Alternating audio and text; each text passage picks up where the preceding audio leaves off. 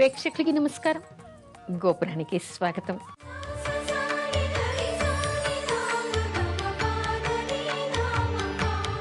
కాశీ విశ్వేశ్వర జ్యోతిర్లింగ ప్రాదుర్భావం ఏ విధంగా జరిగింది? కాశీ అంటే మనం అవిముక్త క్షేత్రంగా చెప్పుకుంటాం. కాశీన్ మరణాన్ ముక్తి అని చెప్పుకుంటాం. అక్కడ మరణించడం వలన ముక్తి లభిస్తుంది అని చెప్తాం. ఎందుకు అంటే అక్కడ ఉన్నటువంటిది కాశీ విశ్వేశ్వర జ్యోతిర్లింగం. 12 జ్యోతిర్లింగాలన్నిటిలో కూడా ఇది ప్రత్యేకమైనటువంటిది, విశేషమైనటువంటిది అని చెప్తారు. మహిమాన్వితమైనటువంటిది అని కూడా చెప్తారు. ముక్తి క్షేత్రాలు 7 ఉన్నప్పటికీ కూడా ఇక్కడ ముక్తి పొందడమే చాలా ముఖ్యమైనటువంటిది. ఎక్కడ జరిగినా కూడా మరో జన్మ ఎత్తేటువంటి అవకాశం ఉంది. కానీ ఇక్కడ మరణించిన వాళ్ళకి, ఇక్కడ శివానుగ్రహం పొందిన వాళ్ళకి మరో జన్మ లేదు, కైవల్యం, ముక్తి లభిస్తుంది అనేటువంటి విషయాన్ని చెప్తారు. అయితే అలాంటి విశ్వేశ్వర జ్యోతిర్లింగ ప్రాదుర్భావం ఏ విధంగా జరిగింది, ఇది ఎప్పుడు ఉద్భవించింది, దీని వెనుక ఉన్నటువంటి కథ ఏమిటి అనేటువంటి విషయం తప్పనిసరిగా అందరూ తెలుసుకోవాలి. పూర్వం సృష్టి చేయాలి అని అనుకున్నారట. అసలు ఏమిటంటే అంతర్యామి అంటే ఒక అతీతమైనటువంటి శక్తి. ఆ శక్తి నిర్గుణాకారమైనటువంటిది.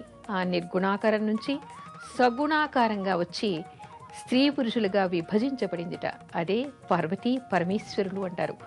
శివుడు, శక్తి వాళ్ళు ఇక్కడ మనకి సృష్టిని ప్రారంభించాలి అనుకుని ప్రకృతి పురుషులని ఉద్భవింపజేశారట. ఆ పురుషుడితో చెప్పారట, ఇక్కడ నువ్వు సృష్టి చెయ్యాలి కాబట్టి కొన్నేళ్లు తపస్సు చెయ్యి అని చెప్పారట. ఆ పురుషుడు ఎవరో కాదు, శ్రీ మహావిష్ణువు. అయితే ఇక్కడ చేయటానికి నాకు స్థలం కావాలి, నేను ఎక్కడ చెయ్యాలి అని చెప్పేసి ఆ శ్రీహరి శివుణ్ణి అడిగట.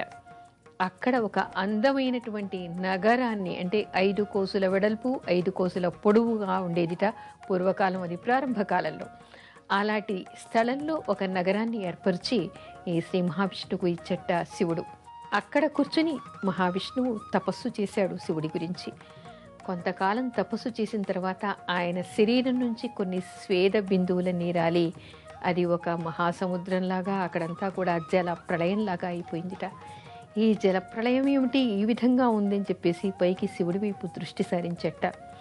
అప్పుడు శివుడు కరుణించి ఆయన చూడడం వల్ల ఆయన చెవి నుంచి ఒక ఆభరణం, ఒక రత్నం రాలి ఈ విష్ణువు ముందర పడిందిట. దాన్ని, అంటే చెవి నుంచి రాలినటువంటి రత్నం కాబట్టి మణికర్ణిక అంటారు. ఆ మణికర్ణిక అక్కడ ఏర్పడింది. మణికర్ణిక ఘాటని ఇప్పటికి కూడా మనం చెప్పుకుంటూ ఉంటాం. అక్కడ అది ఏర్పడింది కాబట్టి అక్కడ ఎవరు స్నానం చేసినా కూడా వాళ్ళకి పుణ్యం వస్తుందని, ముక్తి దొరుకుతుంది అనేటువంటి విషయాన్ని కూడా చెప్తారు. ఆ తర్వాత ఈ విష్ణుమూర్తి శివుడి అనుజ్ఞ వలన ఆయన నాభి కమలం నుంచి బ్రహ్మ పుట్టేట. ఆ బ్రహ్మ సృష్టిని ప్రారంభించాడు అని చెప్తారు. అప్పుడు దేవతలంతా వచ్చి ఈ జల ప్రళయంలో ఈ నగరం తేలాడుతూ ఉందిట. ఎక్కడ? ఈ విష్ణుమూర్తి నుంచి వచ్చినటువంటి స్వేద బిందువులతో మహాజల ప్రళయం రావడం వలన దేవతలంతా కూడా ఈ శివుణ్ణి ప్రార్థించారట.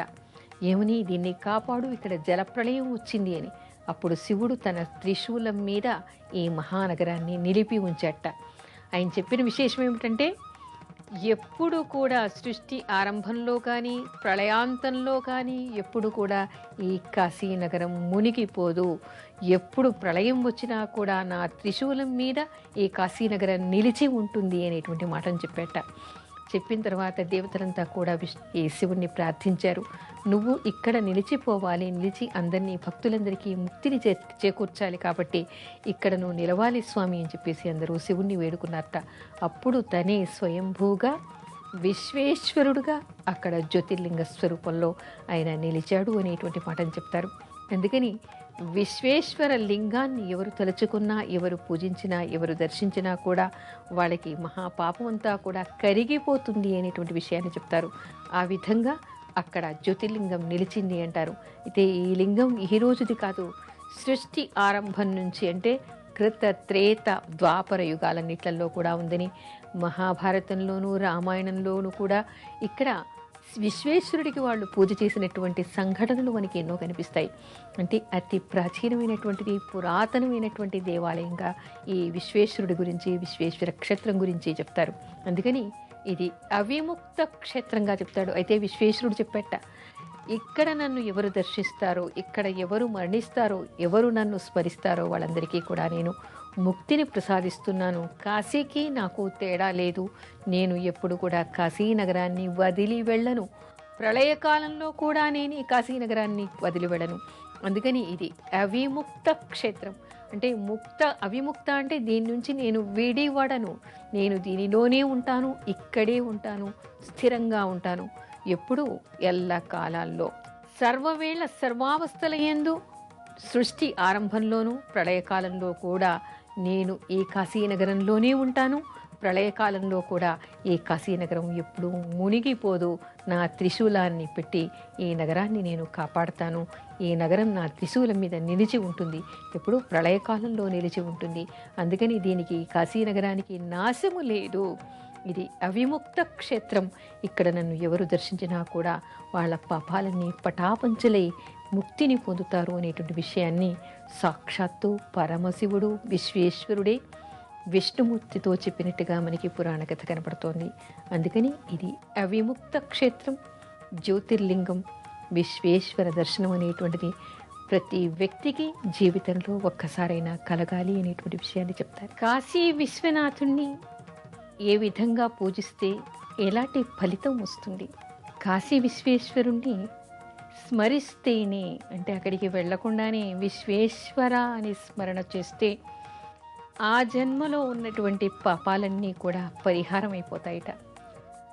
ఆయన గురించినటువంటి శ్రవణం అంటే వింటే, ఆయన మహత్యాన్ని వింటే అంతకు ముందు జన్మలో ఉన్నది, ఆ జన్మలో ఉన్నది, అంటే 2 జన్మల పాప ఫలితం పటాపంచలైపోతుందిట.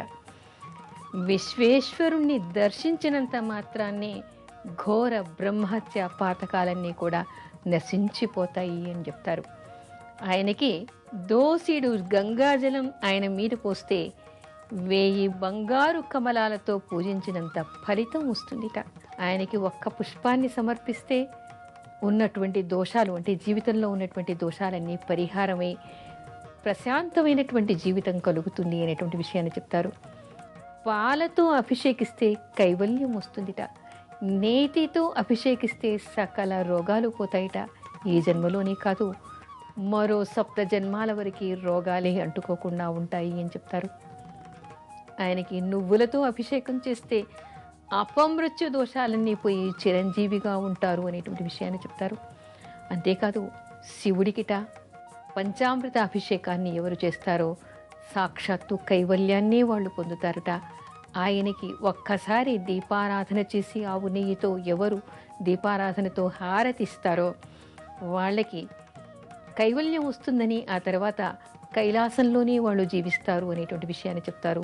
ఎన్ని జన్మలైనా వాళ్ళకి అంధత్వం రాదని, ఎన్ని జన్మలెత్తినా కూడా వాళ్ళకి వెలుగైనటువంటి జీవితం, అంటే మంచి జీవితం లభిస్తుంది అనేటువంటి విషయాన్ని చెప్తారు. అంతేకాదు, శివుడికి నైవేద్యం ఒక మంచి పాత్రలో, అంటే శ్రేష్టమైనటువంటి పాత్రలో ఎవరికి శక్తి అనుసారంగా వాళ్ళు ఎవరు మహానైవేద్యం చేస్తారో ఒక్కొక్క ముద్దకి ఒక్కొక్క యుగం చొప్పున అన్ని యుగాల పాటు వాళ్ళు కైలాసంలో శివ సాన్నిధ్యంలో నివసించేటువంటి అవకాశం వాడికి కలుగుతుందిట. ఎవరు కాశీ క్షేత్రంలో మణికర్ణికలో స్నానం చేసి శివుడు ఎదురుగా కూర్చుని ఆయనకి అభిషేకించి బిల్వార్చన చేసి ఆ శివ సాయుధ్యంలో కూర్చుని శివ పంచాక్షరి జపాన్ని చేస్తారో, రుద్రాభిషేకాన్ని చేస్తారో వాళ్ళకి ముక్తి లభిస్తుంది అనేటువంటి మాటను చెప్తారు. అసలు ఆ ఫలితానికి అది ఎవ్వరూ కూడా లెక్కించడానికి తరము కాదు. సాక్షాత్తు సరస్వతి కూడా వాళ్లకు ఉన్నటువంటి మహిమని, వాళ్ళు పొందేటువంటి ఫలితాన్ని లెక్కించడానికి వీలు కాదు. అంతటి సత్ఫలితాలు వాళ్ళు పొందుతారు అనేటువంటి మాటను చెప్తారు. ఎవరు నిత్యం విశ్వేశ్వరుని స్మరణ చేస్తూ జీవితాన్ని విశ్వేశ్వరుడి పాదాలకి అంకితం చేసి తుది జీవితాన్ని ఎవరైతే కాశీక్షేత్రంలో గడుపుతారో, ఎవరు ముక్తి కోసం ఆయన సాన్నిధ్యాన్ని కోరుకుంటారో వాళ్ళకి మరో జన్మ ఉండదని, మరణావస్థలో ఉన్నప్పుడు సాక్షాత్తు విశ్వేశ్వరుడే వచ్చి వాళ్ళ చెవిలో శివ పంచాక్షరిని ఉపదేశిస్తాడని, తద్వారా వాళ్ళకి మోక్షం కలుగుతుంది అని చెప్పేసి సాక్షాత్తు పరమశివుడే చెప్పినట్టుగా మనకి తెలుస్తోంది. అందుకని అది అవిముక్త క్షేత్రం, ముక్తి క్షేత్రం. ఎవరైనా కూడా ముక్తి కావాలి అనుకునేటువంటి వాళ్ళు పాపాల పరిహారం కావాలి అనుకునేటువంటి వాళ్ళు తప్పనిసరిగా కాశీ క్షేత్రంలో అడిగడాలి, కాశీ విశ్వనాథుణ్ణి దర్శించాలి, ఆయనకి అభిషేకించాలి, ఆయన దగ్గర కన్నీళ్లు కార్చాలి. ఒక్కసారి ఆ లింగాన్ని తాకితే చాలుట సప్త జన్మాల పాపాలన్నీ నశించిపోతాయిట. అసలు ఆ మహిమను వర్ణించటానికి వీలు లేదు అని చెప్తారు. భూప్రపంచంలో ఉన్నటువంటి శివలింగాలన్నిటిలోకి, జ్యోతిర్లింగాలన్నిటిలోకి కూడా అత్యంత మహిమాన్వితమైన శ్రేష్టమైనటువంటి జ్యోతిర్లింగంగా విశ్వనాథుని గురించి చెప్తారు. అందుకని ఆ విశ్వేశ్వరుణ్ణి ఎవరు స్మరించినా, ఎవరు ఆయన గురించి విన్నా, పఠించినా, దర్శించినా కూడా సకల పాపాలు పోతాయి అని చెప్తారు.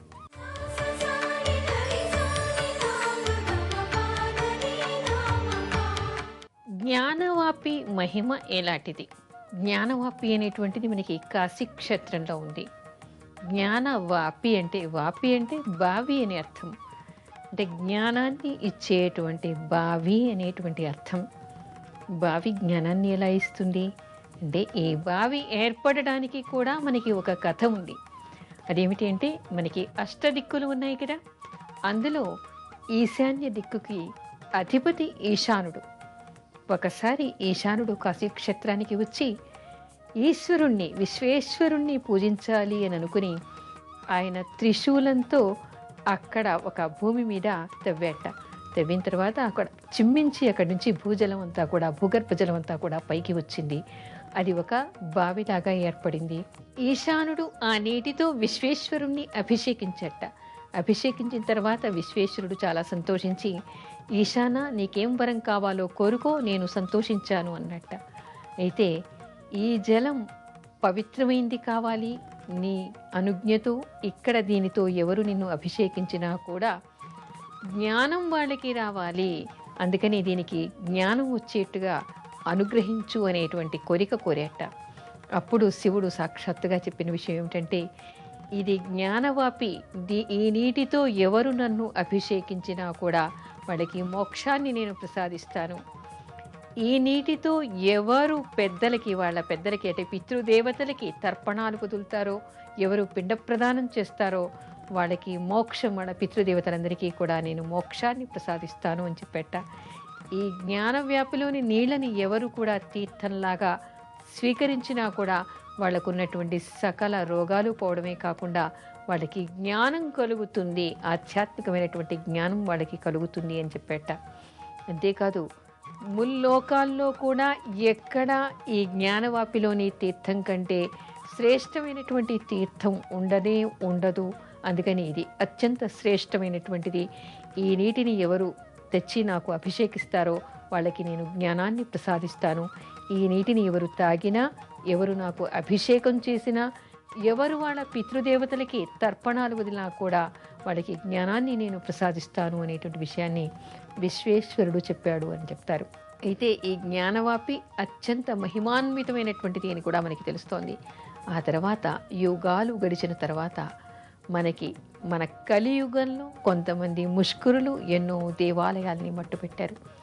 అదేవిధంగా విశ్వేశ్వర దేవాలయంలోని విశ్వేశ్వర లింగాన్ని కూడా వాళ్ళు తీసేసి తుంచేసి జ్ఞానవాపిలో పడేశారు అని చెప్తారు. జ్ఞానవాపిలో పడేసిన తర్వాత మళ్ళీ ఆదిశంకరుల వారు ఇక్కడ శివలింగ ప్రతిష్టాపన చేశారు. అప్పటి నుంచి ఆయన చేసినటువంటి లింగానికి ఇక్కడ పూజ జరుగుతుంది అంటారు. చెప్పొచ్చే విషయం ఏమిటంటే, జ్ఞానవాపిలో పరమశివుడు స్వయంభూగా నిలిచినటువంటి లింగం ఆ జ్ఞానవాపిలో ఉంది.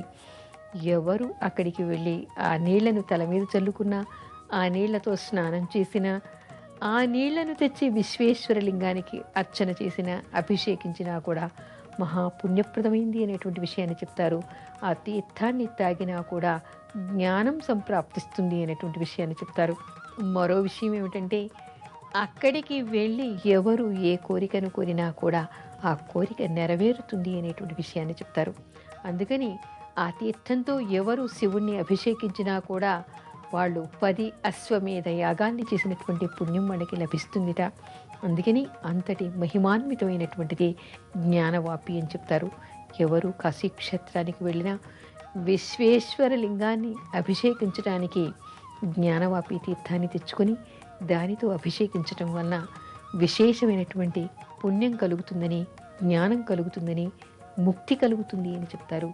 అంతటి మహిమాన్వితమైనటువంటిది జ్ఞానవాపి.